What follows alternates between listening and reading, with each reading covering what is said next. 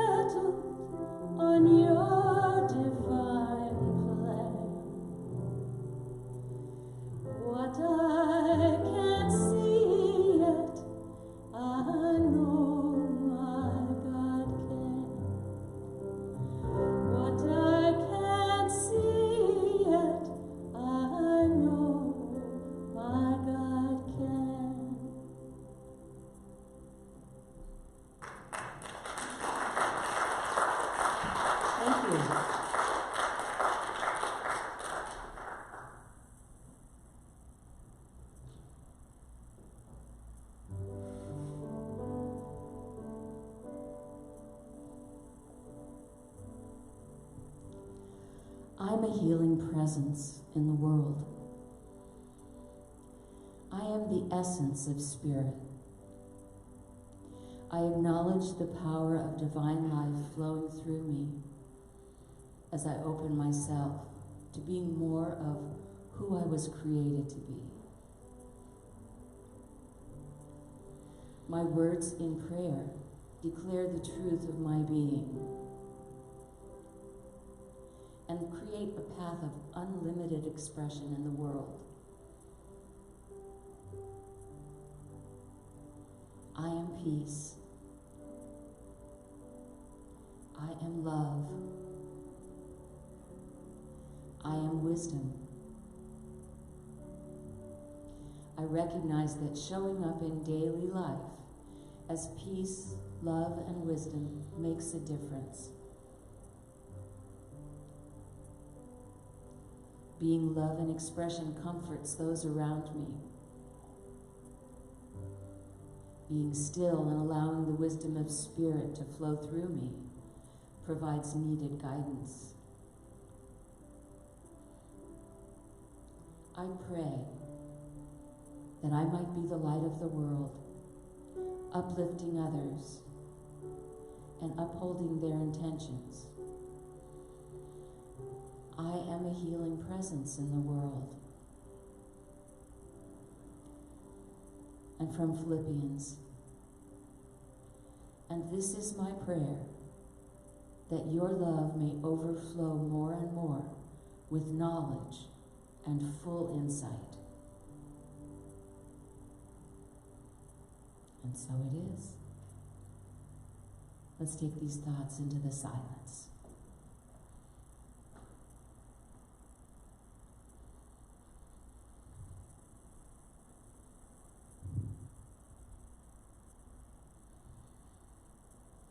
Let's pray. Almighty Spirit,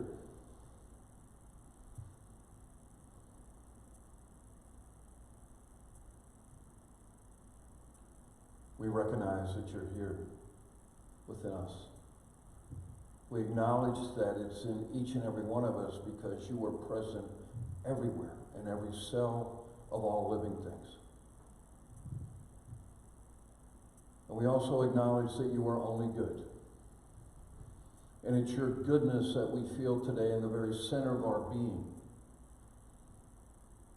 in that place of perfection that lies within each and every one of us.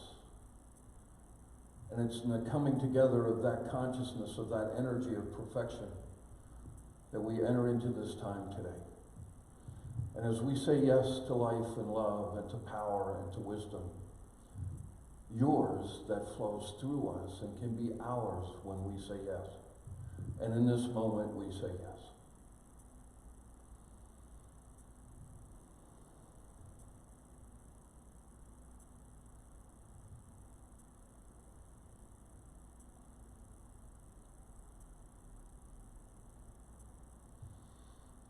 And so it is.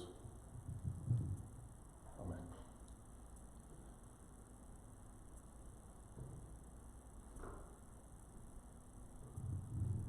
I almost couldn't believe it when I look at the calendar and it says October 25, 2020.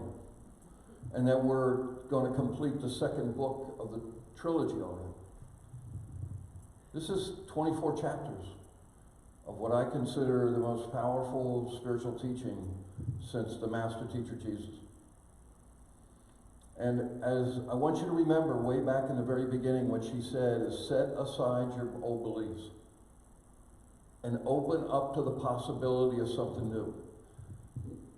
When we round this corner today and finish up 10, 11, and 12, we are going to push your envelopes on a couple of subjects. She closes strong today. And I am sure at the end of this session, you're going to say, wow, that is, I don't know about that. And she said, that's okay. But if you're just willing to open and say, it's possible maybe, that allows that seed to begin to grow out of your consciousness. But you're going to be challenged today. She, like I said, she closes strong here and really kind of gets in our stuff with some of our beliefs. You ready for that? All right. We've talked about this each time. I think it's important that she's moving us from being hearers to doers to what? Now expectors. We have to expect the all good. Not just read about it, not just hear about it, not just think about it, but get to a place of expectation, which is a level of belief and trust in the truth. On some of this today, I don't expect you to be there as an expector. I just want you to noodle it. I want you to marinate with it over the week and say, is that possible for me? And if the answer is yes, what do I have to begin to think to make it real? Okay? You don't have to adopt it. You don't have to. You just need to be willing to noodle it, marinate with it, and see what happens. All right? So lesson number 10 is the spoken word. We've spoken about the spoken word a lot. But she, again, takes things to a different level, and I think it's important to see where she's going, these incremental changes through the book. So when the earth was void, without form, what's that mean? Is there was no material, physical on the earth. It was just dark, a void.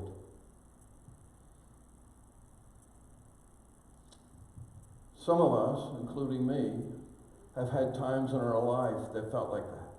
Did we not? Where there was a void and there was no form and it was like, oh my God, what's happening? It can be void and without form in the emotional and the spiritual as much in the physical. So as we look through this, we look at it both ways because both are true. In the physical, but also in the emotional and the spiritual. And then something happened. God spoke. And what did he speak? He, she. Let there be light. And what happened? There was light. You and I get caught in our superstitious thinking. We get caught in our old stuff where we speak what we don't want. And it shows up. And what she's saying here is we got to be so aware and so careful of what we speak forth. We need to be careful what we think. But when we speak it forth, it takes on a whole new energy. This is our power center, spiritual power center, right? When I speak from here, I'm sending the energy into the universe, into the substance that is without form and is void. Right? It's invisible. You can't see it. It doesn't have form. And when I speak into that, that's when form begins to show up. That's when things show up in my life of what I spoke, saying that I want that. In the beginning was the Word. How do you get a word?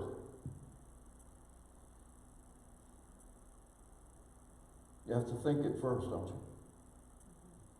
So you think a word, and then when the word goes out into the universe, you have to speak the word. So we see it in the Old Testament, in Genesis, we see it in John in the New Testament, the importance of the beginning around words. Spoken into the void. And that's what this teaching is all about, is that what you and I speak all day long is creating for us what we speak. Now, you don't need to raise your hands, or this is not confessional, but I want you to think about this last week, the things that you spoke. Do you really want them all in your life? And that's what she's calling us up short today and saying we really need to understand the power when we do that, when we speak it forth. And when we begin to analyze where that thought came from, that's where we control it at the thought level before it becomes spoken. Nothing, this is a quote directly from the book, nothing would ever have been created in the visible form had there not been spoken words put forth into the formless ether or the void. Nothing, she says. So it sat there for millions of years waiting until spoken into, let there be light. And light began to manifest. It took the definite, positive, let there be to bring order out of chaos. Look, one of the easiest things you can begin to do immediately is adopt these words. You know, I've talked about these pleromas before, these words that have power because they've been used for centuries, for thousands of years. If you want to bring something into your life, use this phrase. Let there be whatever you want. And that's what this whole chapter is about. As we become more and more conscious of what we have control of. Remember, it goes back to the very beginning. We have to recognize we're spiritual beings having a human experience, not human beings having a spiritual experience today. And out of that, we are given that power by using these kind of words that begins to bring into our life. And it's not just material things. It's relationship things, it's financial things, it's emotional things, it's spiritual things. You know, the number one, back in the day when Reader's Digest did all those studies, the number one thing everyone in the world wanted is what? Peace in their soul. Harmony, balance. If they, all those billion people would only know, all they had to do was say, let there be harmony, instead of everything else that they were spewing out all day long, all week long. Let there be what you want, is what this teaching is about. To create is to bring into visibility, to form something where before there was nothing. Now, we think of creativity as artists and musicians. They are, but it's not limited to them. Everyone sitting here today is creative. And you create with your words your life. You create as you speak. We talked last week about where I use I am. And now this on top of that is, as we speak I am, we're speaking from our spiritual power center into the void, and it brings back, right? It's a universe, the boomerang universe. Whatever you put out comes back. So if I put out, let there be, that's what comes back. Very powerful as we begin to understand it. So God creates. Since we are humans created in God's likeness, you create your world, and I create mine. Now, when you begin to understand that, you can no longer be a victim to your parents, to the economy, to the political system, to Unity of Harrisburg. You cannot be a victim to anything, because you're creating every moment, every day as you go through your life. You are creating exactly what's in your life in this moment. And when I coach with someone, they'll say, well, Reverend Dan, how do I know what I'm creating? I said, look at your life. You created this. And sometimes that creates this, oh man, I don't want that responsibility. But the word responsibility, the ability to respond. So once we understand that I have created this, the empowering piece is I can then change it. It's not what someone does external. It's an internal outside job. It starts inside. And it starts with what you're thinking. And your thinking becomes what you're feeling. And what you're speaking becomes what goes out in the energy void and begins to come back to you. No more victim to anything. Nada. That's incredibly empowering when you are willing to own it. Remember I said set aside some of the things. Because all of us have had things that have happened in our lives that we like to still blame them. Especially our parents, right? That's kind of natural. But remember, they were doing the best they knew how to do. If they knew better, they would do better. Same as you and I do. And as we're learning to do better, we begin to see our consciousness go up to a new level. But as we drop the victim, what do you move into then? What's next for you? If you're willing to drop victimhood, living a victim, what's next in that process?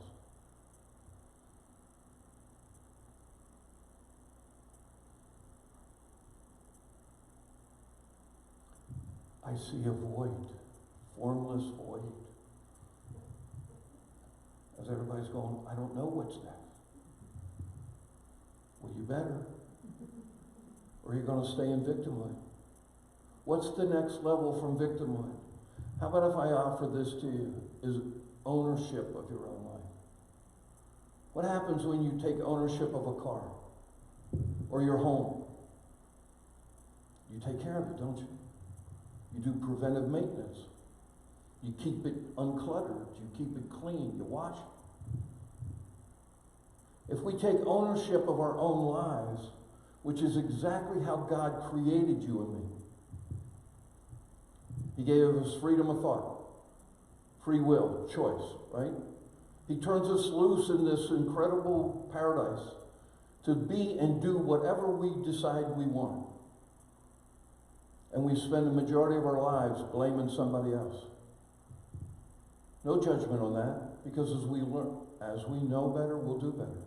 But if we begin to take a place of ownership, owning this life, this gift that you and I have been given, it begins to change the way we begin to look at it. It begins to change the way we wake up in the morning.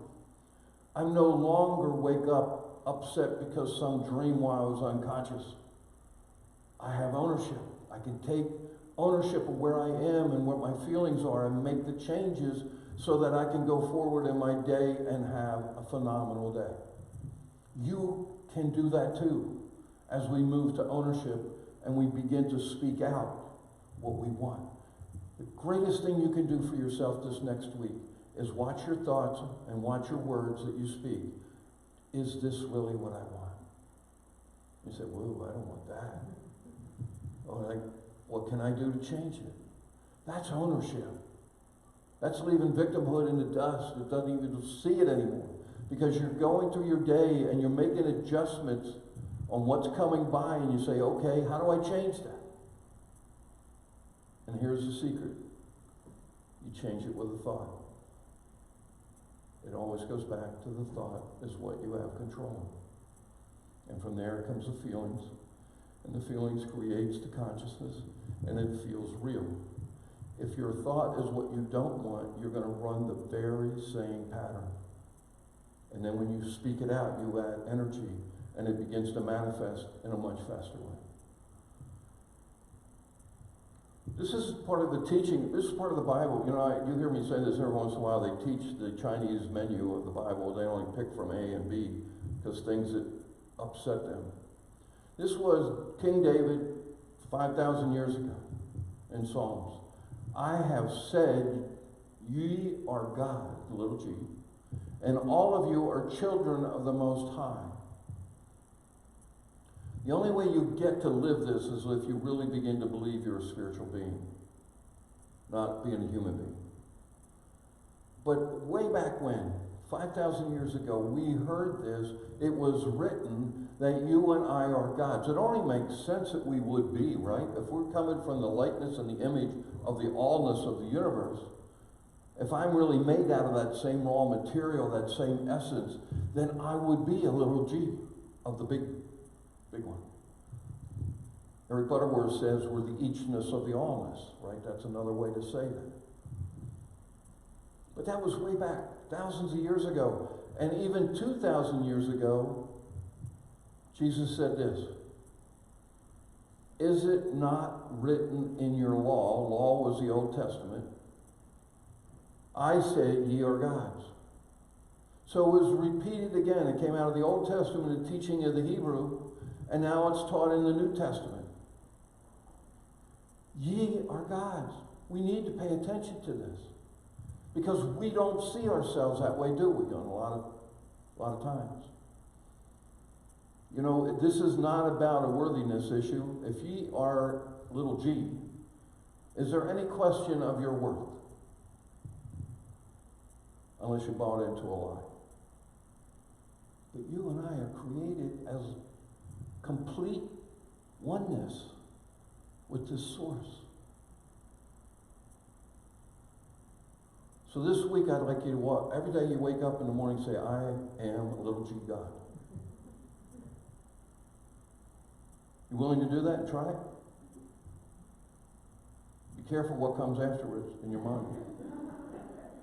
What comes up out of your subconscious, right? You might hear something that goes against that statement, but you're beginning to make a statement of truth.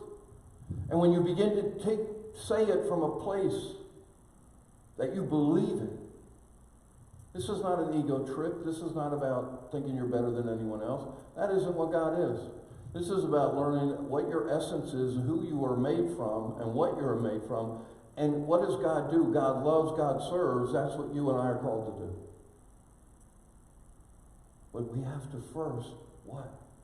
We have to recognize the truth and then begin to acknowledge it. Acknowledgement is, I am little g, God. Today, remember when this was written? 1916, I think. Today, it is agreed by all scientists that there is but one universal substance out of which all things are made. 104 years ago, she stated that. She did not know what quantum physics was back then. But this is the same discovery of quantum physics, and it's called the quantum field, or the field of unlimited possibility, is the very same thing of the substance that she's talking about here. Everything, they agree upon that everything comes from that. How does it come from that? We go back to, because the substance is void and formless. How it comes to in the physical and manifest is through the spoken word. Isn't that amazing? Over 100 years ago that she connected with what quantum physics, she didn't know that scientifically, she knew that divinely led to the truth. But it's in front of us now. We've proven it scientifically, what she was proven from a download from the divine. When you desire anything, and she says this, I mean anything. There's a lot of teaching in spiritual religious circles that, well, it's okay to want what you need, right? But not what you want. She's saying that's not true. She said anything. Who are you and I to limit what comes out of the universal substance to what I not only need, but what I desire? The only limit and lack is what you and I put on it. Anything. Use this formula.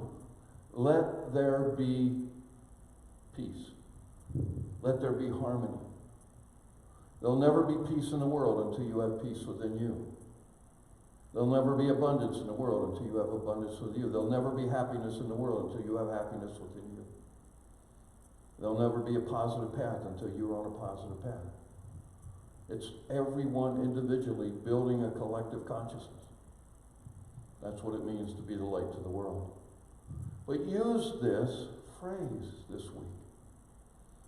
And you can immediately begin to change wherever you are. If you're in a place of unhappiness, let there be happiness. Say, well, all of a sudden I started to get a little happy. Why? Because your thought is a happiness. And your let be, you speak it out. Many times when I do affirmations like this and speaking out, I do it 3 times. I do it loud and bold and assertive to the universe. Then I kind of whisper it, and the 3rd time I do it inside. And there's something for me, that energy that shifts. When I speak out, I say it kind of to myself. I hear it, but it's very quiet. And then I go inside and hear my thoughts of it. And I do that all the time, and I like what happens. 3 times you can see a shift immediately in your thought patterns. 2 conditions must be carefully observed, she says. First, do not talk with anyone about what you're doing. She talks about how we talk and tell people and it dissipates the energy force. Stay focused, stay in your connection with the source about this. You can talk about it after you manifest it, right? But while you're in that process of creation, bringing it from the invisible to the visible, the physical, don't talk to anyone. Talk scatters is the precious divine substance. We want to focus it. What happens when you take a magnifying with the sunlight? You know, we all did that as kids, right? All of a sudden you got a little flame. Why did you do that? Because you took this incredible energy of the sun and focused it. And that's what she's telling you here. Focus this incredible energy you have that's flowing through you on what you want and speak, let it be. And the second part is continue with the spoken word until it arrives. So many times we quit when it's just around the corner. Keep it up until you see it, and then go to gratitude and thanksgiving. That's the formula that we were given. Lesson number 11. Oneness with God. True prayer is just a continual recognition and thanksgiving that all is good and that all good is ours as much as it ever can be. So we hear this, attitude of gratitude. They're kind of cliches. She's taken this another level. She's saying we're going to be completely grateful and thankful because it already is. That takes it up a notch. Where is it? It's already in spirit, has happened. It's through the spoken word and our focus as we continue to bring it into the physical. That's creation. That's creativity, bringing something that didn't exist into the here and now. And And what she's saying is, stay in gratitude, stay in thanksgiving from the moment you speak it, because it already is, and now we bring it forth. I don't know about you, but I find many times that I'll be doing this work, and 2 days later I forget to be grateful for it already happened. And I wonder why it didn't show up. It didn't show up because I quit. Right? You got to stay with the gratitude, stay with the thanksgiving as it's coming from the invisible to the visible, or into the material. Meister Eckhart, I think it was 1500s, was a mystic monk, had great quotes, had great sayings, was an incredibly connected with source kind of guy. And he said this, if the only prayer you have, thank you, would be enough. Thank you. How many times have you thanked source this week? It's something we want to do because in gratitude of sincere gratitude and thanksgiving for all we have and all that's coming. Expectation again, right? What am I expecting? I expect my life to be so much better next month than it is today. And next year and 5 years and 10 years from now. I can't even imagine how incredible it's going to be. That's expectation, and I stay in gratitude and thanksgiving of what I know is coming. And it's getting better and better and better. Because there is no limit or lack in the divine.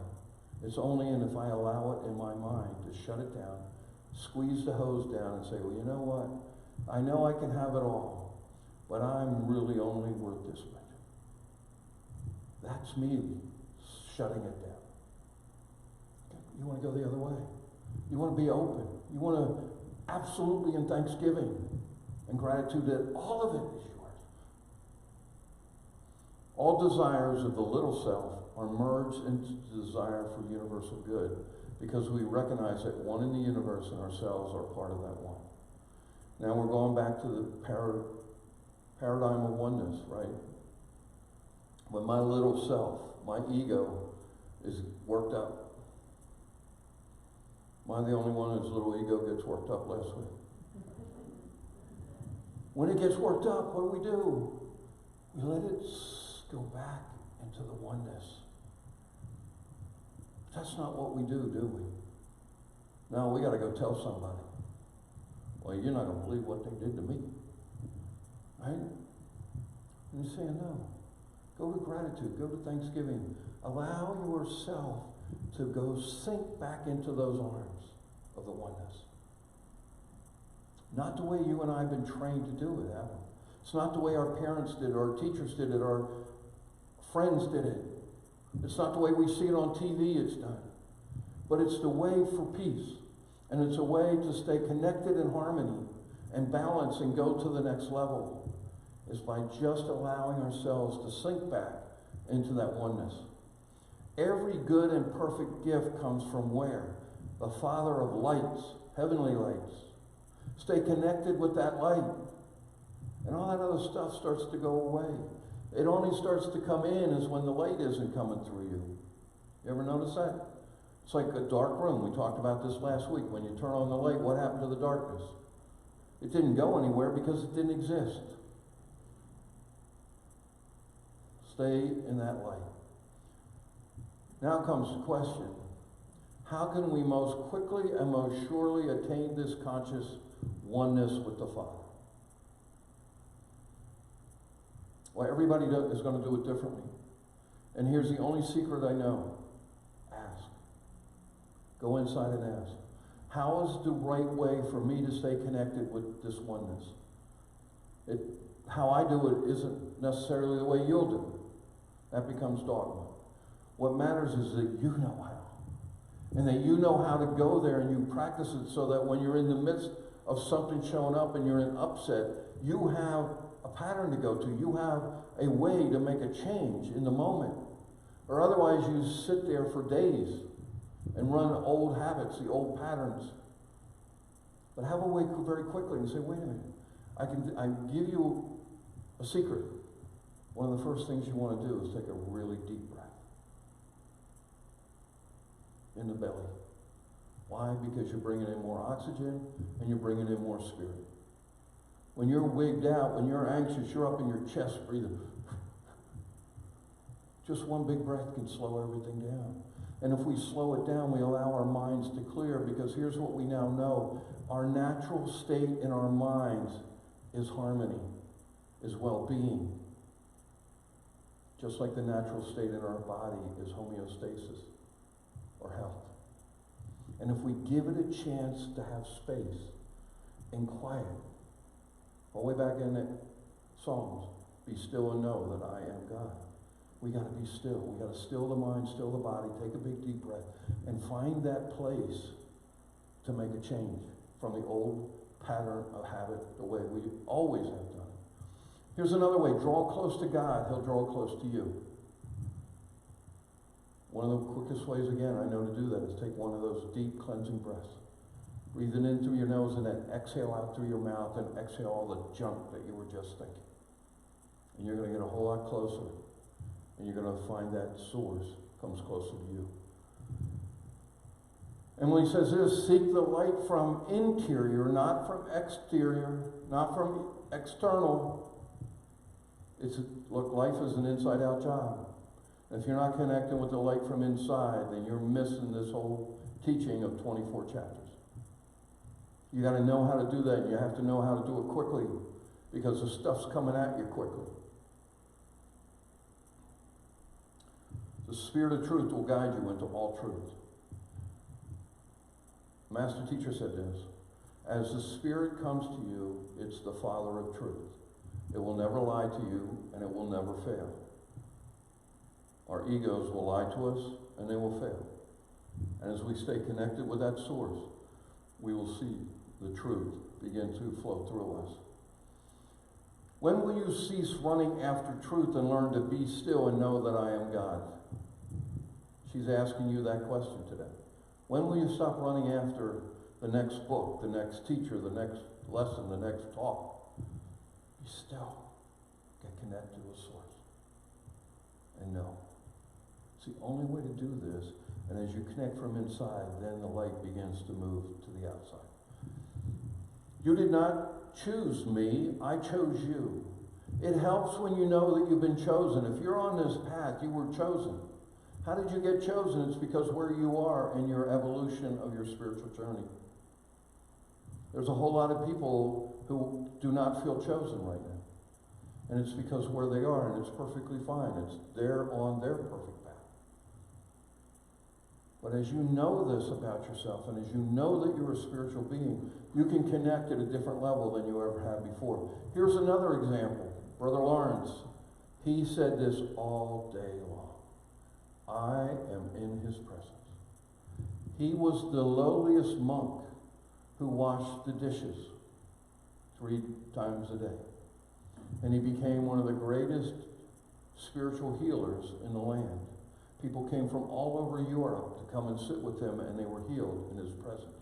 Why? Because he spent 30 years saying this, and he never deviated. I am in his presence.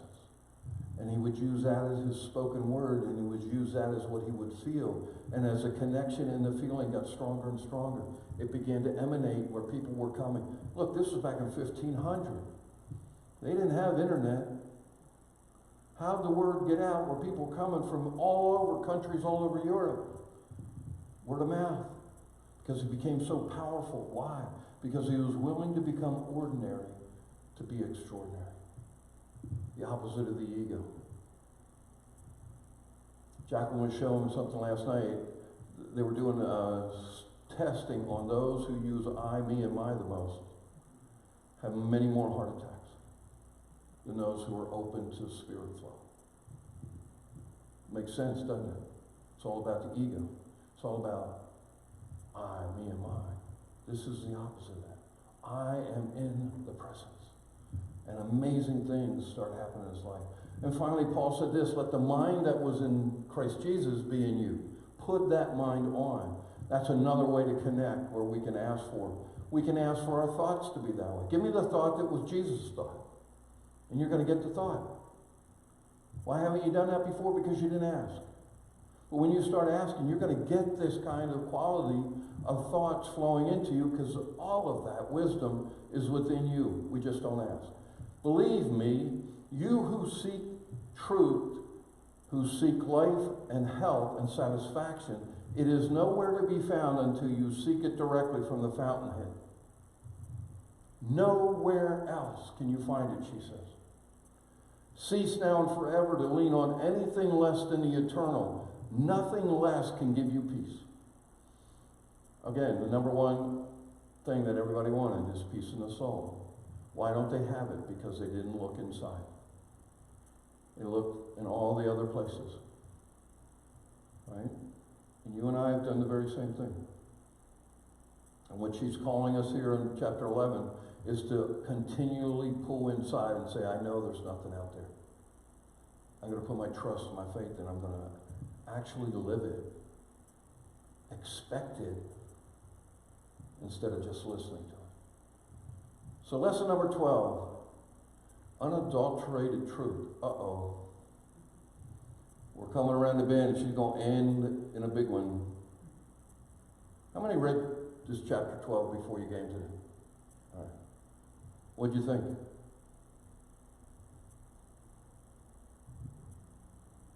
Another void. Formless void. Well, I'm going to speak word into that formless void. There's a straight white line of absolute truth upon which each one of us, you and I, must walk if we're going to demonstrate the truth that we're reading. There's a white line of truth. How do you know it's there, you ask? You begin to say, where is it? I don't see it. Help me find it. And you're going to start seeing it. There's a white line. It's kind of like Dorothy's Yellow Brick Road, right? This one happens to be white light. You and I can follow that, but we have to ask. And we have to keep on asking until we're seeing it. There is only God, and all seeming else is a lie. Most spiritual teachers will never go here. Why? Because it upsets people. What do you mean, I'm a liar? Yep, that's what she says. This is what I said, she's going to finish strong, and she's going to put it right in our face, and we're going to have to deal with it. Whosoever is suffering today from any sickness, any poverty, any failure, any unhappiness, any depression, any kind of trouble is believing the lie. Woo! She really went there. We call it everything but the lie. We like to sugarcoat it because the ego likes to not get too upset about it, because the ego is what's teaching you and I the lie. And when you start to peel off the onion layers and look behind the sheets, you begin to see it is actually a lie. And that God is the only essence in the universe. And we say that every Sunday, don't we? God is the one and only power and presence in the universe. But we don't live it because it's so extreme from what we've been taught that it's hard sometimes for us to wrap our heads around it. Remember what you said? Just set all your old stuff aside and just listen and see if there's a place for you where you can actually go there. Are you one of those who believe in God and, she says, God and sickness, God and poverty, God and unhappiness, God and depression? What's this? Duality, is it not? It's not the paradigm of oneness. It's two, God and. And all of us have been taught to believe this at some level. And the only way we begin to move it out is we begin, first of all, to be aware of it and begin to change it. And catch ourselves when we begin to go there. Try for a moment to think what really is meant by omnipresent spirit. Omnipresent means what? Present everywhere. Well, if God is present everywhere, there cannot be anything but God. That is true. Sit with this week. This is one of the most powerful thoughts that she's given us to contemplate, marinate with. What does omnipresent spirit really mean? How does that feel for me? How does it show up? How do I begin to connect the belief system and truth with that? Not the God and, the duality. Remembering at the same time that what applies to your body applies equally to all forms and whatever happens in the affairs of your life. It can only be that way if it's omnipresent, everywhere.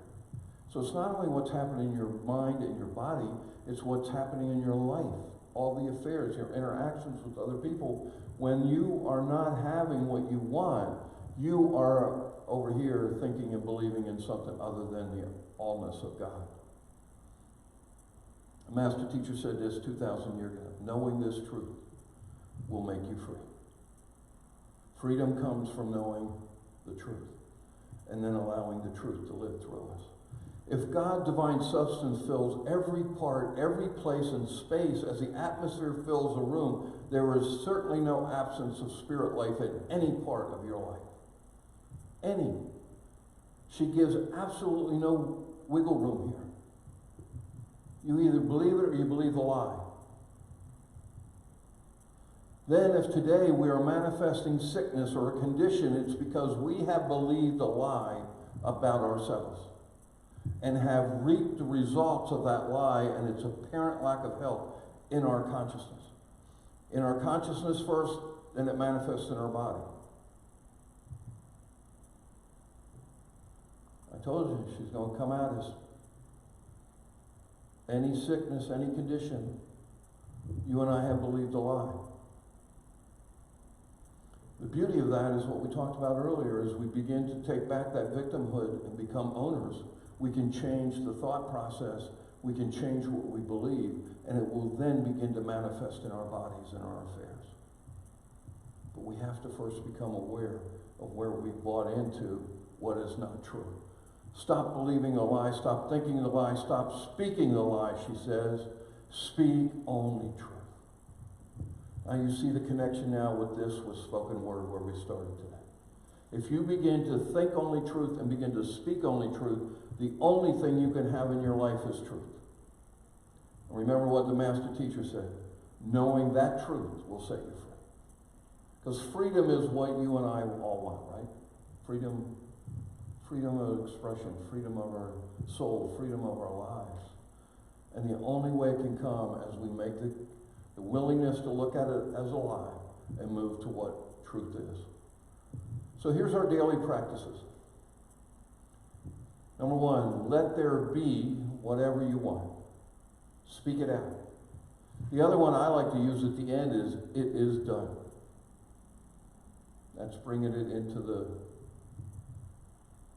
it's done in spirit, it's going to show up in the physical.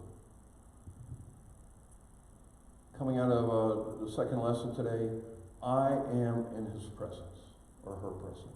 I am in spirit's presence. I am in source's presence. Use whatever word makes that connection. You can feel that energy inside of you. But use it during the day. Take a deep breath. Get connected for a nanosecond. This is not, you don't have to spend 20 minutes in meditation. You just want to get reconnected with source. And as you begin to do that, that becomes your new habit, it becomes your new practice, and you begin to see it affect your mind, how your mind thinks, and also how you feel, and it'll begin to show up in all your affairs. And this is what she uses when the lie shows up. She calls it out. You are a lie. Get where you belong. Where did that come from? It came from Master Teacher, right? Get thee behind me. You know, then the word in the Bible put the devil. If you drop the D off of it, it was just evil. It's just something negative. Get where you belong. There is no truth in you. There is only God, and God is the fullness of the good life, joy, peace, now and forever. Make this into your words. These are a little archaic, 100 years ago words. But call it out. See it for what it is and call it out. And it's when it begins to dissipate, when your awareness goes to the place that you get rid of it. I had to end today with the Rumi quote. I love this one. My soul and your soul are the same. You appear in me, and I'm in you, and we hide in each other. The paradigm of oneness is what every human being wants to live on this planet. And they'll do better when they know better. You and I are going to do better because we know better. And we're going to continue to let this grow as we move from the lies of duality into the paradigm of oneness. Let's go to silence. I'm going to ask you today to take 3 deep cleansing breaths. Breathe in through your nose with your belly goes out. Get the oxygen and spirit in. And then breathe out through your mouth. Exhale, expel. Get rid of it. Breathe in again through your nose, a cleansing breath filled with spirit. And breathe out through your mouth. Expel it. Go ahead, you can make some noise when you do it. Breathe in through your mouth, in your nose. Fill up with spirit. Fill up with the light. Now exhale all the gunk.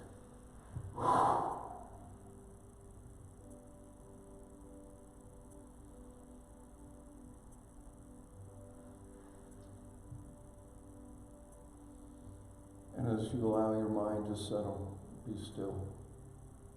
Thoughts will come and go, let them go. But if you look up with your spiritual eyes, connect with the light.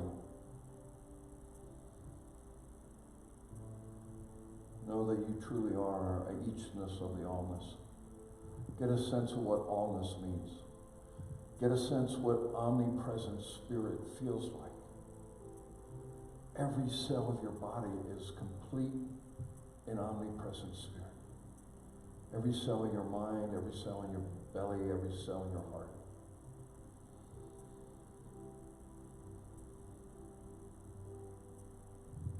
And in this moment, I want you to feel what it feels like to know that God loves me.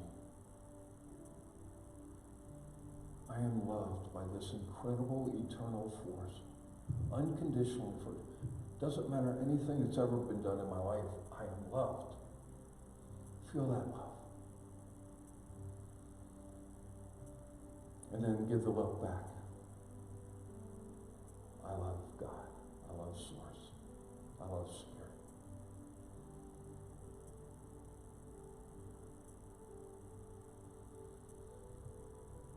And then in that omnipresent spirit, say to yourself, I love me. I love myself. Unconditionally. At the same intensity.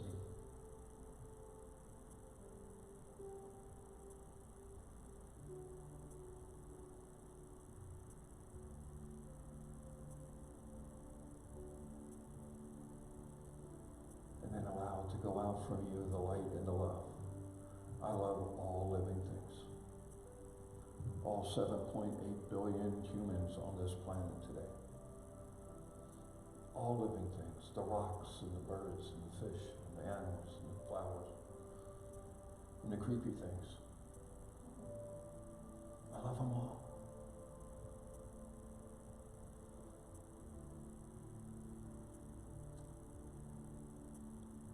Feel that truth. That's the truth that will set you free.